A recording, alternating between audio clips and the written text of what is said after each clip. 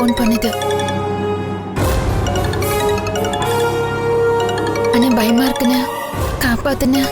இப்ப பயந்து என்ன பிரயோஜனம்? அவனுக்கும் விஷயம் தெரிஞ்சிருக்கும்னு நினைக்கிறேன். அட்டன் பண்ணி பேசிட்டு கொடு. ஹலோ. கழுத, உன் மனசுல என்ன நினைச்சிட்டு இருக்க? தனியா கொடைக்கானல் போற அளவுக்கு உனக்கு தைரியம் வந்துடுச்சா? ஒழுங்கு மரியாதை கொடைக்கானல் எங்க இருக்குன்னு சொல்லு, இல்ல உன்னை உண்டு இல்லன்னு பண்ணிடுவேன். அண்ணன் திட்டாதண்ணே. நான் உன்னை இங்க தனியாலாம் இல்ல, சுப்பண்ண கூட தான் இருக்கேன். எது சுப்பண்ணா? ஆமா, நான் அண்ணன் கிட்ட கொடுக்கறேன், பேச சொல்ற மாதவா. அண்ணா, நீ எதுக்கு நான் அங்க போன? அது இங்க பவர் ஜெனரேட்டிங் ஸ்டேஷன் ஓபன் பண்றாங்க. அதுக்கு கவர்மெண்ட் சார்பா ஒரு குழு அனுப்பிச்சிருக்காங்க. அதுல நானும் ஒருத்தன். அவ என்ன காரியம் பண்ணிட்டு வந்திருக்கான்னு உனக்கு தெரியுமா? தெரியும்டா, நான் பிடிச்சி சத்தம் போட்டேன். கவிதா இருக்கிற தைரியத்துக்கு தான் அவளும் வந்திருக்காளாம். சரி, ஒன்றும் கவலைப்படாத, நான் தான் கூட இருக்கேன்ல, அம்மாட்ட சொல்லிடு. சரியா? சரிண்ணா. என்னாச்சுடா? சுப்பண்ணனோட அவ அங்க இருக்கலாம். அவர் எப்படி அங்க போனாரு? ஏதோ ஆபீஸ் வேலையா அங்க போயிருக்காரு. அங்க அவளை பாத்துருக்காரு. சரி சரி, இனிமேல் அவளை பத்தி கவலைப்பட வேணாம், நிம்மதியா இருக்கலாம். ஆமா, நான் உன்னை திட்ட வரும்போது நோட் புக்ல ஏதோ எழுதிட்டு இருந்தியே, என்னது அது? என்ன பண்றேன், வழக்கம் போல வீட்டு பட்ஜெட் தான் போட்டுட்டு இருக்கேன். இன்னும் உன் பிரச்சனை தீரலையா? எப்படி தீரும்? எல்லா கடனையும் எப்படியாவது தீக்கணும்ல. இத பாரு ரேகா, இந்த பிரச்சனை எல்லாம் தீர்றதுக்கு சுலபமா ஒரு வழி இருக்கு. அதை மட்டும் நீ கேட்டீங்கன்னா சந்தோஷமாவும் நிம்மதியாவும் வாழலாம். நீ என்ன சொல்லுவேன்னு எனக்கு நல்லா தெரியும். தாத்தா சொத்துல கை வைக்கலாம்னு சொல்லுவேன். நமக்கும் கொஞ்சமாவது வெக்கம், மானம், ரோஷம், தன்மானம் எல்லாம் இருக்கணும்டா. ஹேய், அதுக்காக நம்ம உரிமையை அடுத்தவங்க கிட்ட விட்டு கொடுத்து இளிச்சவாய்த்தனமா இருக்க கூடாது ரேகா. இத பாருமா, 300 வருஷமா நம்ம நாட்டை வெள்ளக்காரன் ஆண்டுட்டு இருந்தா, நல்ல கட்டடம் கட்டினா, நல்ல நிர்வாகம் பண்ணா, நல்லபடியா நம்ம எல்லாரையும் பாத்துக்கிட்டான், நல்ல சட்டம்லாம் கொண்டு வந்தான். ஆனா அது நிரந்தரமா, சுய கௌரவமா, இல்ல மரியாதையா? இல்லையே. வந்தார்ல தேச தந்தை காந்தி, வந்த உடனே வெள்ளையனே வெளியேறன்னு வீராவேசமா பேசினார்ல, நம்ம உரிமையை விட்டு கொடுத்தாரா? கஷ்டமோ நஷ்டமோ நமக்குன்னு இருக்கிறத நாம தான் அனுபவிக்கணும், அடுத்தவனுக்கு விட்டு கொடுக்க கூடாது. எல்லாம் சரிதான், இருந்தாலும் ஏய், அந்த சங்கர் என்ன யோகியன்னு நினைக்கிறியா? உன் தாத்தாவோட பணத்தை எல்லாம் செலவு பண்ணி சொந்தமா அவன் பேர்ல ஊரு முழுக்க இடம் வாங்கி போட்டு கோடீஸ்வரனா இருக்காண்டி. உண்மையான வாரிசு நீ. கேவலம் ஒரு 50,000 ரூபாய் பணத்துக்காக மண்டையை போட்டு உடைச்சுக்கிட்டு மோட்டு வேலையை பார்த்துக்கிட்டு ராத்திரி ஃபுல்லா பைத்தியம் மாதிரி பெணத்திட்டு இருக்கியே. பார்த்தா எனக்கு ரத்த கண்ணீர் வருது தெரியுமா?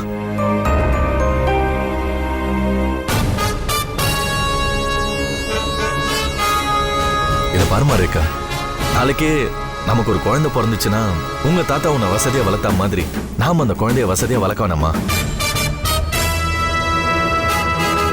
அது ப்ரீ கேஜி எல்கேஜின்னு சேர்க்கறதுக்குள்ள நாக்கு தள்ளிடும். நமக்காக வேணாம் ரேகா, நம்ம குழந்தைக்காக நீ கொஞ்சம் மனசு மாறக்கூடாதா? என்ன திடீர்னு குழந்தைய பத்தி எல்லாம் பேசுற? அதெல்லாம் இப்போதைக்கு கிடையாது. இல்லம்மா, தாத்தாவோட சொத்து. இங்க பாரு, தாத்தா சொத்து பத்தி எல்லாம் என்கிட்ட பேச தேவையில்லை. இன்னும் 4 மாசம் தானே டைம் இருக்கு. அதுக்கப்புறம் ராஜா அண்ணன் சங்கரோட பவர் முடிஞ்சு போயிடும். 2வது உயில என்ன இருக்குன்னு அதுக்கப்புறம் தெரிய வரும். அது வந்ததுக்கு அப்புறம் பார்க்கலாம். 2வது உயில இருக்கும், ஆனா அது வரைக்கும் உன் தாத்தாவோட சொத்து மிச்சம் இருக்கணுமே ரேகா. அதெல்லாம் இருக்கும். சரி மாதவன், நான் போய் தூங்குறேன். Good night.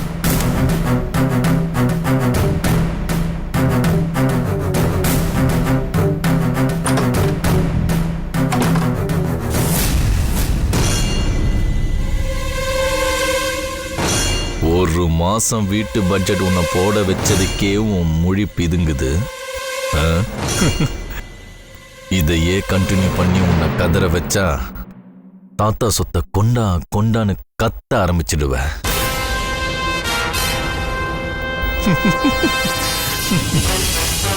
இப்பதானே 2வது உயிலை பத்தி யோசிக்க ஆரம்பிச்சிருக்க. கூடிய சீக்கிரம் முதல் உயிலை பத்தி நீ யோசிக்க ஆரம்பிப்ப. உன் வாயால் அந்த சங்கர் மேல கேச போடுன்னு நான் சொல்ல வைக்கிறேன். வெப்பண்டி. வெப்பண்டி.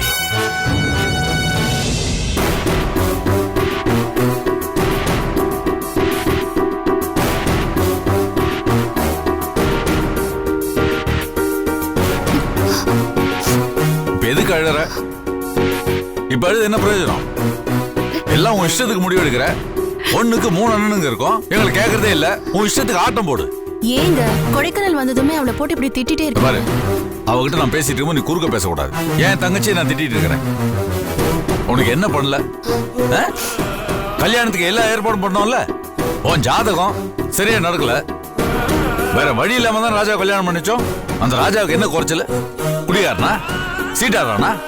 தங்கமான பையன் தானே. அவன் கூட குடும்பம் நடத்த உனக்கு என்ன கேடு? எல்லாத்தையும் விட்டுட்டு கோர்ட்டு கேஸ் அழைச்சிட்டு இருக்க. என்னதான் வீட்டுல சண்டை போட்டாலும் ஒரு ஆம்பளை கூட கொடைக்கானல் வரைக்கும் வருவியா? ஏதோ தெய்வாதீனமா நாங்க பார்க்கவும் ஆச்சு. இல்ல என்ன நடந்திருக்கும்?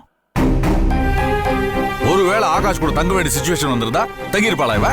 ஓகேவா அவளுக்கு? கவிதா, நான் இங்கதான் இருக்கேன், நீ வான்னு சொன்னா அதான் வந்து. வாய மூடு. தப்பு செஞ்சுட்டு பேசுற அருகதையே கிடையாது உனக்கு.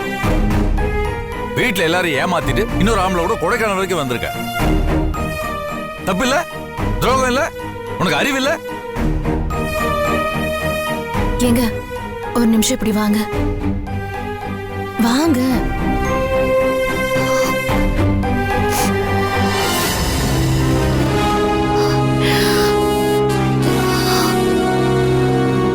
என்ன? வாங்க. ஏங்க திவ்யாவுக்கு போய் அறிவு இல்ல அது இதுன்னு திட்டுறீங்க. முதல்ல நமக்கு அதெல்லாம் இருக்கா? என்ன சொல்ற? அவளை நீங்க திட்டலாம் நம்மள நாம திட்டிக்கிற மாதிரி இருக்கு. நம்ம செருப்பெடுத்து நம்மளே தலையில அடிச்சுக்கிற மாதிரி. என்னடி உளறற? பின்ன நாமளும் தான் உங்க அம்மா கிட்டயும் உங்க குடும்பத்துக்கிட்டயும் எல்லார்கிட்டயும் ஏமாத்திட்டு காஞ்சிபுரத்துல தனி கொடுத்தனும் நடத்திட்டு இருக்கோம். எல்லாருக்குமே நம்ம துரோகம் பண்றோம். யாருக்கும் தெரியாம எல்லார் கண்ணிலையும் மண்ணை தூவிட்டு இப்ப கொடைக்கானல் வந்திருக்கோம். நீயும் நானும் புருஷன் பொண்டாட்டி. அவ அப்படியா? சரிங்க, அவ்வளவு தைரியம் இருந்தா இப்ப உங்க தம்பி கிட்ட போன்ல பேசும்போது ஏன் போய் சொன்னீங்க? தைரியமா என் பொண்டாட்டி சரசுவை கூட்டிட்டு கொடைக்கானலுக்கு ஹனிமூனுக்கு வந்திருக்கேன்னு சொல்ல வேண்டியதானே?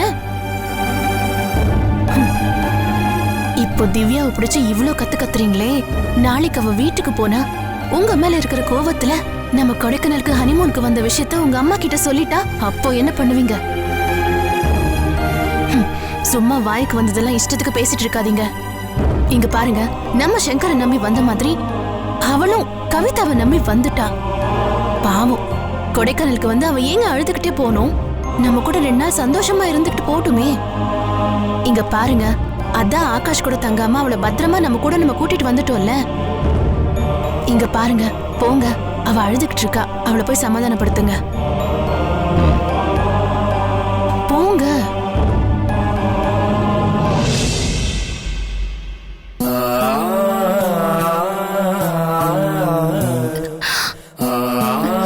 திவ்யா, அண்ணன் ஏதோ கோவத்துல உன்னை திட்டேன். அதை எதுவும் மனசுல வச்சுக்காத. ரொம்ப சாரி. நான் கவிதாவை நம்பிதான் நான் வந்தேன். நான் ஒண்ணு இந்த ஆம்பளை கூடயும் தனியா தங்குறோங்கிற எண்ணத்துல ஒண்ணும் வரல. சரி விடுமா, அழாத. நமக்குள்ள ஒரு ஒப்பந்தம். ஒப்பந்தமா? நீயும் ஆகாஷும் இங்க வந்து நான் வீட்டுல சொல்ல மாட்டேன். நானும் சரசும் இங்க வந்த விஷயத்த நீயும் வீட்டுல சொல்லக்கூடாது. என்னென்ன எத்தனை நாளா இது நடக்குது? என்ன பண்றது திவ்யா? என்ன இருந்தாலும் நானும் இவரும் புருஷ பொண்டாட்டி. நாங்க இங்க வந்தது தப்பு இல்லையே. நான் என்னைக்கு அண்ணி உங்களை பிரிச்சிருக்கேன்? உங்களை சேர்த்து வைக்கணும் தானே போராடுறேன். அதுவும் அந்த மாதவண்ணன் தான் மறண்டு பிடிச்சிட்டு இருக்கு. சரிம்மா, நீ எங்களை காட்டி கொடுத்துறாத, நாங்களும் உன்னை மாட்டி விட மாட்டோம். இந்த டீலிங் எனக்கு பிடிச்சிருக்கு. சரி, இன்னைக்கு ஒரு நாள் இங்க தங்கி இருந்து கொடைக்கானலாம் சுத்தி பார்த்துட்டு நாளைக்கே கிளம்புறோம். ஓகேவா?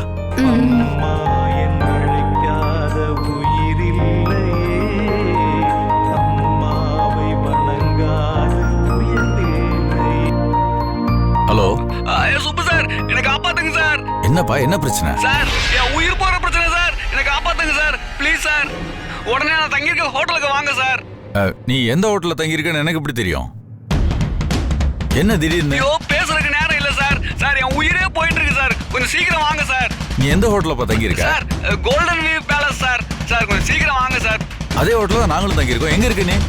சார் அது அந்த என்ட்ரன்ஸ் பக்கத்துல இருக்கிற ரூம் சார். சரி தான் வந்துடுறோம் உடனே. ஆகாஷ்க்கு ஏதோ பிரச்சனைங்கிறான், நான் போய் பார்த்து வந்துடுறேன்.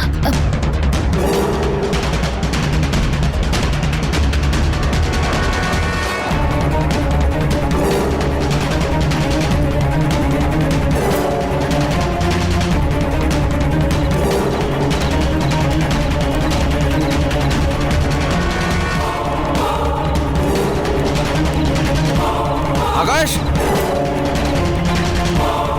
ஆகாஷ், ஆகாஷ், ஆகாஷ். ஐயோ என்ன அடிக்காதீங்க, வலிக்குது, விட்டுருங்க ப்ளீஸ். ஆகாஷ், என்ன அடிக்காதீங்க, என்ன காப்பாத்துங்க ப்ளீஸ். யாரா வாங்க, என்ன காப்பாத்துங்க. ஐயோ வலிக்குது, விட்டுருங்க விட்டுருங்க விட்டுருங்க. எதுக்கு ஒரு கட்டி வச்சு அடிக்கிறீங்க? சார் சார் சார் சார் சுபமச்சான் சார். அதெல்லாம் இருக்கட்டும். நீங்க என்ன கொடைக்கானல்ல பண்ணிட்டு இருக்கீங்க? அது ஒரு வேலை விஷயமா நான் கொடைக்கானலுக்கு வந்தேன். ஏப்பா, வந்திருக்கிறது வாழ வந்தாலும் ராஜா வந்தான் போன்லயே சொல்லிருக்க வேண்டியதானே? சொல்லிருந்தா வந்திருக்கவே மாட்டேன். சிக்கல்ல மாட்டேப்பா. அதெல்லாம் இருக்கட்டுங்க. சரசுவும் நீங்களும் ஒருத்தர் விட்டு பிரிஞ்சிருக்கிறீங்க. உங்களுக்குள்ள எந்த தொடர்பும் இல்ல, ஒட்டு உறவு எதுவும் இல்லன்னு என் மாப்பிள்ள அடிக்கடி புலம்பிக்கிட்டு இருப்பான். ஆனா இங்க என்னடான்னா குடும்ப குத்து விளக்கு ஜெகஜோதியா எரிஞ்சுக்கிட்டு தான் இருக்கும் போல் இருக்க. அது கொடைக்கானல் வரைக்கும் பிரகாசமா அற்புதமா எரியும் போல் இருக்க. ஏன்பா, நான் என் பொண்டாட்டிய கொடைக்கானல் கூட்டு வந்திருக்கேன். நீ யார் கேக்குறதுக்கு? கேட்க வேண்டியவங்க கேட்டா என்ன பிளாக்மெயில் பண்றியா? சேச்சா, நல்லா சந்தோஷமா இருந்துட்டு போங்க. தம்பதிகளை பிரிக்கிறது உங்களுக்கு தான் குடும்ப தொழில். உங்களையும் சரசையும் பிரிச்சாங்க. மாதவனையும் ரேகாவையும் பிரிக்கிறதுக்கு எவ்வளவோ ட்ரை பண்ணாங்க உங்க அம்மா. அவன் நல்ல நேரம் தப்பிச்சிட்டான். என் மாப்பிள்ளையோட போராத நேரம் கோர்ட் வாசல்ல இப்ப நிக்கிறான். சந்தோஷமா இருக்கிற குடும்பத்தை பிரிக்கிறது உங்களுக்கு தான் கைவந்த கலை. நாங்க எப்பயுமே ஜோடிகளை சேர்த்து வைக்கணும்னு நினைக்கிறவங்க. ஏப்பா ராஜா, இவர் சொற்பொழிவு கேட்கறத இவ்வளவு கஷ்டப்பட்டு கொடைக்கானல் வந்தோமா? இதெல்லாம் தேவையா எனக்கு? என்னமாமா நீ வேற? மச்சான் ஏதோ ஆதங்கத்துல பேசுறாரு. சரி விடுங்கப்பா, என்னதான் பிரச்சனை? எதுக்கு இவரை போட்டு அடிக்கிறீங்க? போன் பண்ணி என்கிட்ட புலம்புறாரு இவரு. மச்சான், இந்த மொல்ல மாதிரி என்ன பண்ணிருக்கான்னு தெரியுமா? நம்ம திவ்யாவை சென்னையில இருந்து கார்ல கொடைக்கானல் கூட்டு வந்திருக்கா மச்சான். நல்ல பையன் தான் அவன். இருங்க, நல்ல பையன் தான். என்ன நல்ல பையன்? நல்ல பையன் காயமா செஞ்சுட்டு இருக்காம என் கண்ணு முன்னாடியே என் பொண்டாட்டி திவ்யாவை கார் வச்சு கடத்தி கூட்டு வந்திருக்கா மச்சான். அவன் என்ன உன் பொண்டாட்டியா? அதான் டைவர்ஸ்க்கு அப்ளை பண்ணிருக்கான்ல. இருங்க. ஏய், இங்க பார், அப்ளை மட்டும் தான் பண்ணிருக்கு. கோர்ட்ல தீர்ப்பு வர வரைக்கும் அவன் என் பொண்டாட்டி தான்டா. சரிங்க. என்ன சரிங்க? இருங்க. இந்த பாருங்க மச்சான், நாங்க திவ்யாக்கு ஏதோ 1000 பயந்து போய் உங்க வீட்டுல போய் விசாரிச்சோம். திவ்யா இவன் கூட கொடைக்கானல் போயிருக்குன்னு ரேகா சொன்னுச்சு. எங்க மனசுல ஏதோ இதெல்லாம் சரியில்லைன்னு பட்டுச்சு. அதனாலதான் கார் எடுத்துட்டு இவன் பின்னாடியே வந்துட்டு இவனை கண்டுபிடிச்சோம். இங்க வந்து பார்த்தா ஒத்த குரங்கு மாதிரி இவன் மட்டும் தனியா உட்காந்துருக்கான். திவ்யா எங்கடான்னு கேட்டா தாறுமாறா பதில் சொல்லிக்கிட்டு இருந்தான். அதான் நாலு சாத்தணும். பாவீங்களா? பாவம்பா. நல்லா அடிச்சிங்களா அவரை? அப்படி அடிச்சதுனாலதான் திவ்யா உங்க கூட இருக்கதா அவன் சொன்னான். அவன் சொன்னதுக்கு அப்புறம் தான் நாங்க அடி அதிகமா போட்டோம். நீங்க வந்திருக்க மாட்டீங்கன்னு நினைச்சோம். நீங்க இங்க வந்ததுக்கு அப்புறம் தானே தெரியுது உங்க வண்டவாளம் என்னன்னு. சரி விடுங்க. அதே எப்படி என் பொண்டாட்டி அவன் கடத்திட்டு வருவான், நான் பாத்து சும்மா இருக்கணுமா? ஏய், நிறுத்துங்க.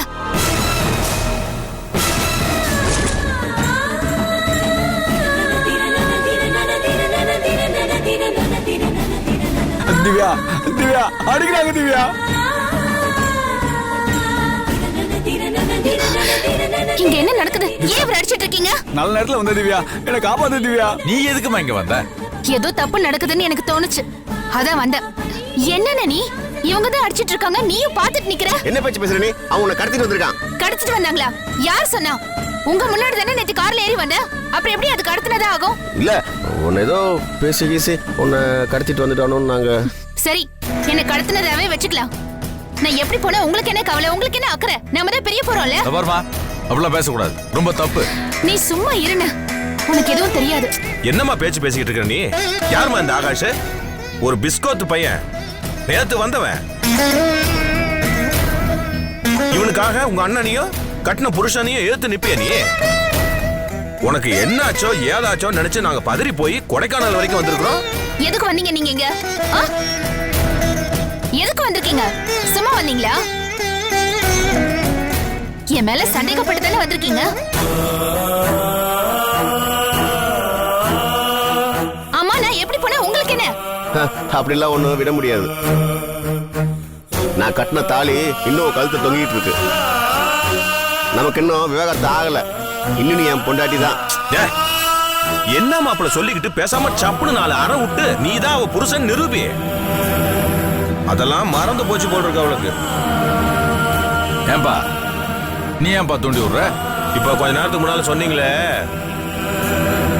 புருஷன் பொண்டாட்டிக்குள்ள 1000 இருக்கும், அதெல்லாம் நீங்க கேட்க கூடாதுன்னு. அது உங்களுக்கும் பொருந்தும்னு நினைக்கிறேன். சும்மாரு மாமா. சும்மாரு மாப்பிள்ள நீ. மாமா இவளை அடிக்கிறது ஒன்றும் பெரிய விஷயம் இல்லை மாமா. ஆனா இவளை அடிச்சாலும் எனக்கு தான் மாமா வலிக்கும். கையும் வலிக்கும், மனசும் வலிக்கும். ஏன்னா நான் இன்னும் நேசிச்சிட்டு இருக்கேன் மாமா.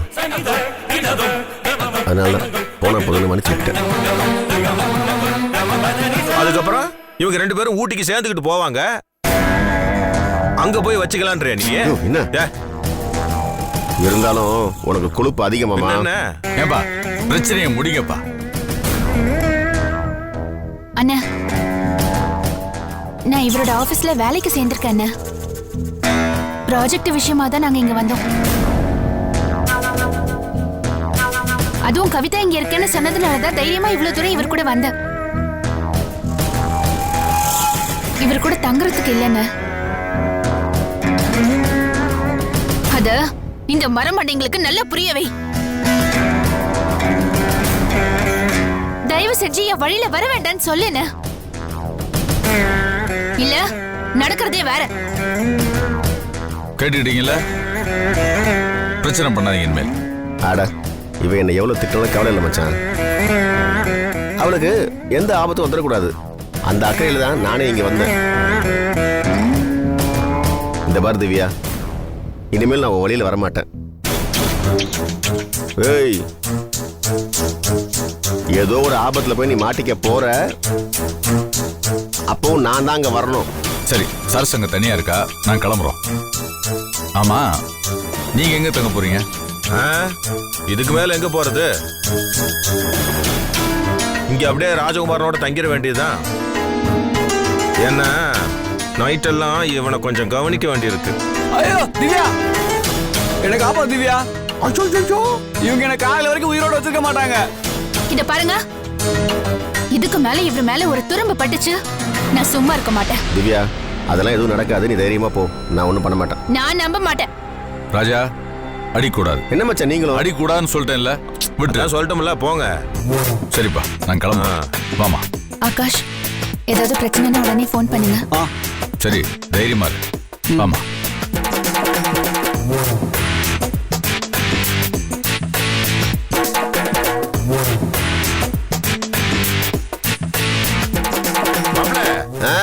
ரூம் சர்வீஸ்க்கு அப்படியே போன் பண்ணி பாவம் நம்ம ஆகாஷுக்கு லெக் பீஸ் பிரியாணி ஆர்டர் பண்ணு மாப்ள. பாவம் நல்ல பையன் நல்ல பையன். மாப்ள செல்ல ஆஃப் பண்ணிட்டு அப்படியே அவனை புடிச்சு கட்டு, அவன் லெக்க உடைக்கிறேன்.